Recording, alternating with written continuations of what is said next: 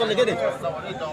ادانتك القانونيه انت او انت يعني اتكلمت مع حد محامي او حاجه ان انت ترفع قضيه؟ ما لسه ما عم اشوف مش لما اعرف اللي بعد الفيديو مين عشان اتكلم معاه. ايه الاجراء اللي انت عايز تعمله او اللي انت هتعمله؟ والله ارفع على قضيه واخد حقي بس. ترفع قضيه؟ طبعا. على مين تحديدا؟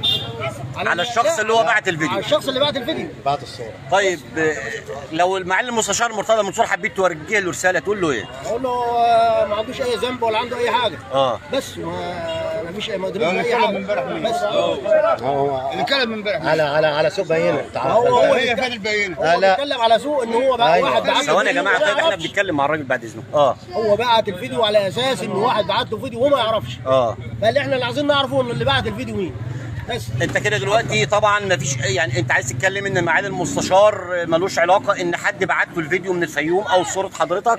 حضرتك يا فندم يعني انت مثلا لو انت مثلا واحد بعت لك حاجه لو انت تشهرها على الناس كلها من غير ما يعني اقول ايه يعني؟ انت عايز تقول له ايه؟ مش عارف اقول ايه يعني اقول ايه. انت عايز تقول له ايه عن الظلم اللي انت تعرضت له ان في حد بعت الفيديو غلط لحضرتك؟ لا هو المستشار اللي اتكلم المستشار اللي اتكلم. يا جماعه هنسمع الراجل بعد اذنك. انت كده هتمشي قانوني وهتقوم محامي. يا باشا انا همشي قانوني بس. انا مش قانوني وانا في المستشار نفسه. انا همشي قانوني. المستشار طبعا. انا مش هنسال المستشار عليهم كمان نعمل عليهم. شكرا ليك يا عم رجب. احنا هنا في مركز اقصى وتحديدا في قريه منيا الحيط. معانا طبعا في اول ظهور ليه كان عم رجب. طبعا عم رجب قال واتكلم ان اللي حصل ده هو مستغربه وزعلان من اللي حصل، وان بيتهم الشخص اللي هو بعت الفيديو لمعالي المستشار مرتضى منصور. زي ما حضراتكم شايفين طبعا تجمع اهالي قريه منيا الحيط. الجميع اثنى ان عم رجب راجل طيب في حاله وهو بيشتغل عامل بناء، علاقته محدوده جدا بالكوره، ما فيش اي تواصل بينه وبين معالي كابتن سيد عبد الحفيظ. احنا مع جيران كابتن عم رجب. عرفنا بنفسك. انت بتقول ان انت قريب بعم رجب؟ قريبه وزملكاوي. حضرتك زملكاوي؟ قول لي بقى، شفت الفيديو؟ صلى على النبي صلى الله عليه وسلم.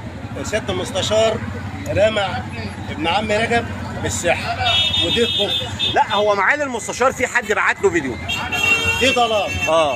سعادة المستشار يشوف الزمالك وصل لفاق والاهلي وصل لفاق. لا احنا ما بنتكلمش على وصول مستوى نادي معين، احنا بنتكلم رد فعل او اثر مدى اثر الفيديو على حضراتكم كعائله يا عم رجب. اثر الفيديو ان رجب اتهم ان هو ساحر. والساحر في الدين كافر. ده مضايقكم وده مش صحيح. عم رجب لما يطلع مثلا معايا النهارده ويناكف معايا ويقول لي الزمالك النهارده هيخسر من امتى؟ ده توقع. خسر مصطفى شلبي هينصاب. ده كلام فاضي. يعني رجب